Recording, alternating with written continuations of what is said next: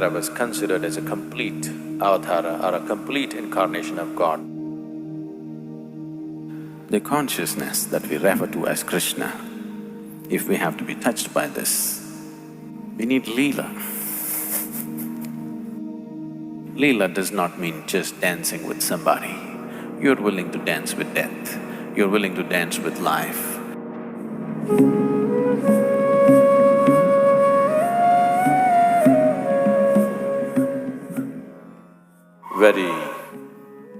Very few human beings ever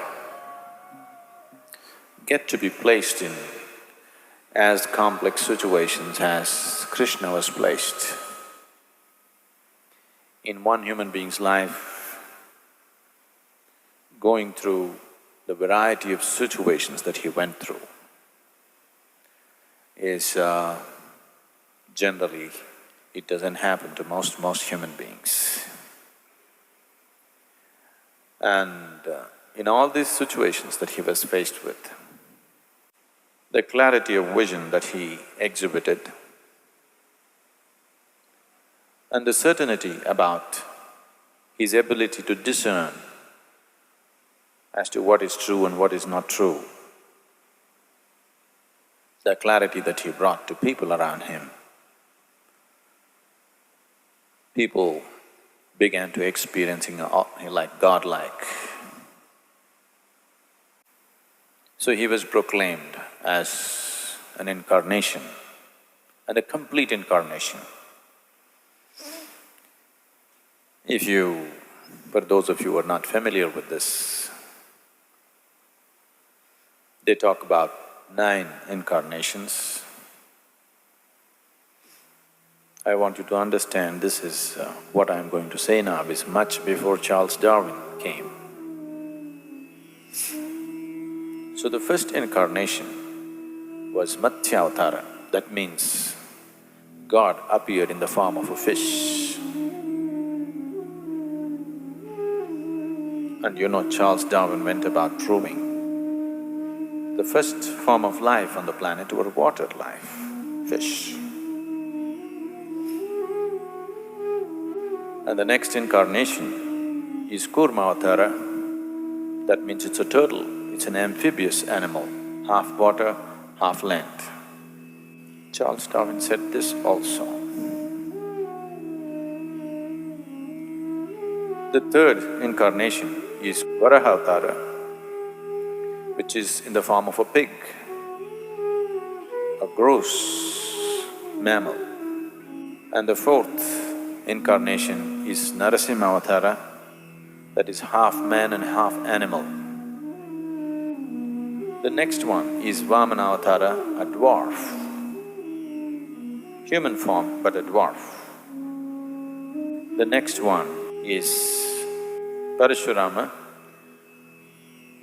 a full-grown man but an extremely violent man, a great fighter.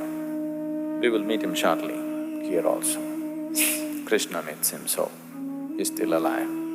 So Parashurama is a fighting man. He even lopped off the head of his own mother, a very violent man. The next one is Ramavatara, a very peaceful one, but very unidimensional kind of man. The next is Krishnavatara, a very multi-dimensional human being. So Krishnavatara was considered as a complete avatara or a complete incarnation of God, not just one aspect. As a tribute to the multidimensional nature of who he was. And though he himself never claimed it, even if he had not claimed it, people around him naturally identified him as divine. In this identification that people attached to him,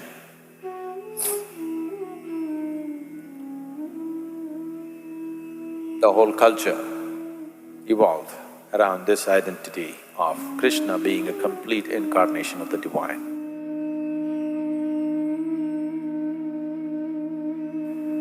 When we say Krishna, the essence of who he is,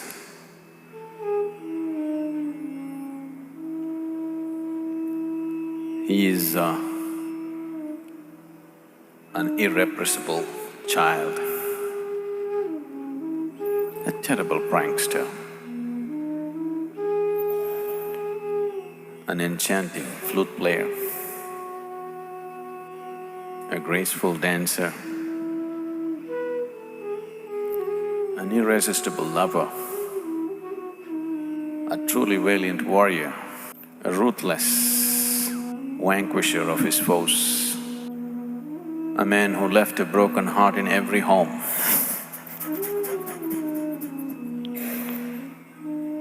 an astute statesman and kingmaker, a thorough gentleman, a yogi of the highest order, and the most colorful incarnation. Krishna is seen and perceived and understood and experienced in many, many different ways by different people. Duryodhana, through the eyes of Duryodhana. For those of you who do not know the background, I will be, because unless you understand the whole tapestry of the story and the situation in which he existed, many aspects of who he is will be missed, so we will go into it. But right now, Duryodhana is a man because of certain situations into which he was placed. Insecure, angry, jealous, greedy and feeling wronged all his life.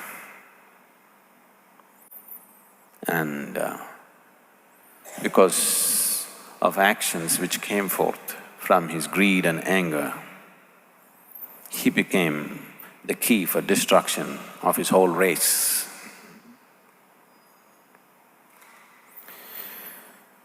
In Duryodhana's words, he is a smiling rogue, if there was ever one.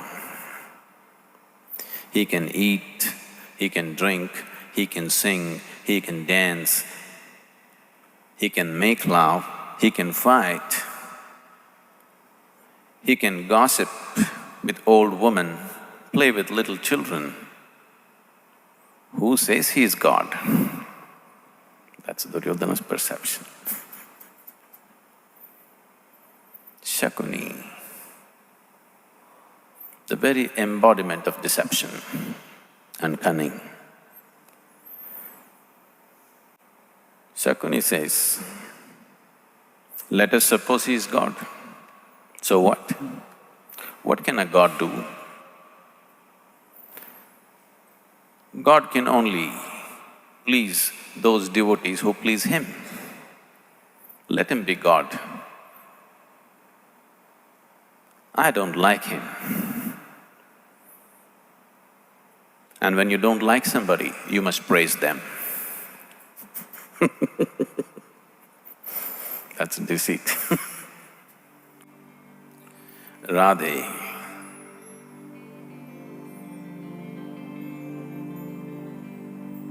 his childhood lover, a milkmaid, a simple woman of the village.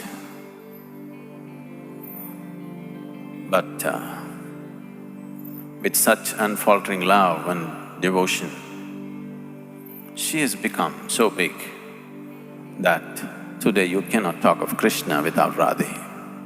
We don't say Krishna Radhe, we say Radhe Krishna.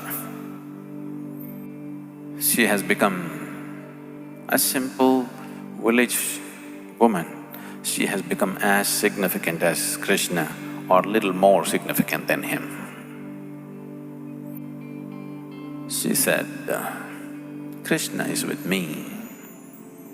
He is always with me.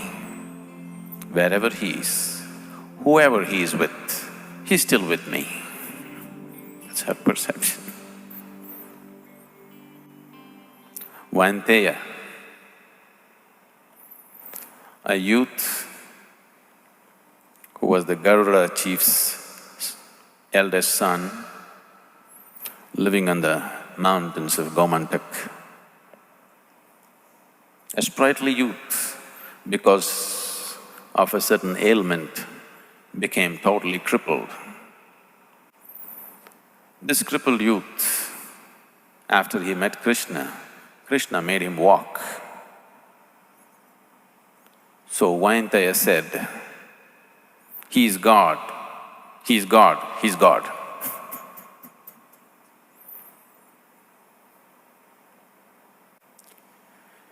Akrura, an uncle of Krishna, a wise and saintly being,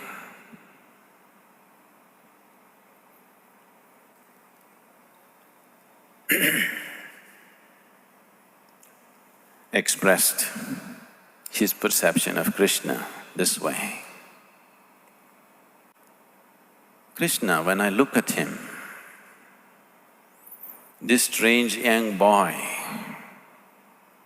I see the sun, the moon and the 7 stars whirling around him. When he speaks, he sounds like the voice of the Eternal.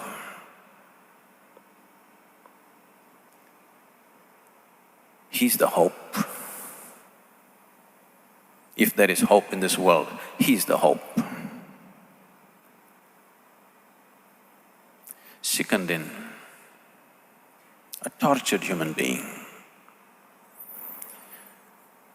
because of a certain situation within himself, right from his child.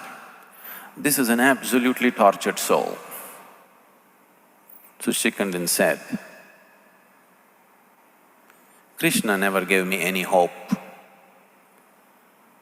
but when he is there, the breeze of hope touches everybody."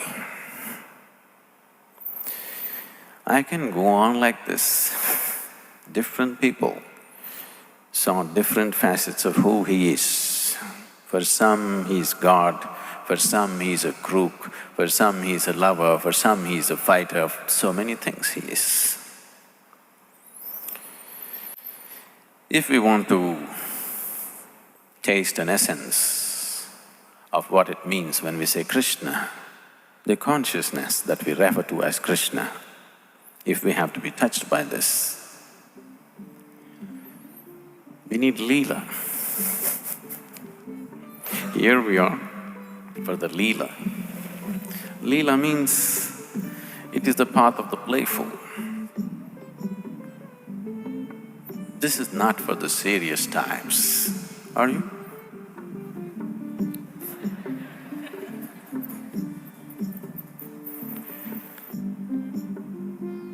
Because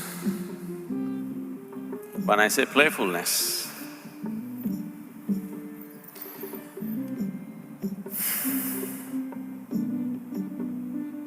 we are not here just to play. We are here to explore the most profound and the most serious aspect of life, but playfully, conducted playfully. Otherwise, Krishna won't be there.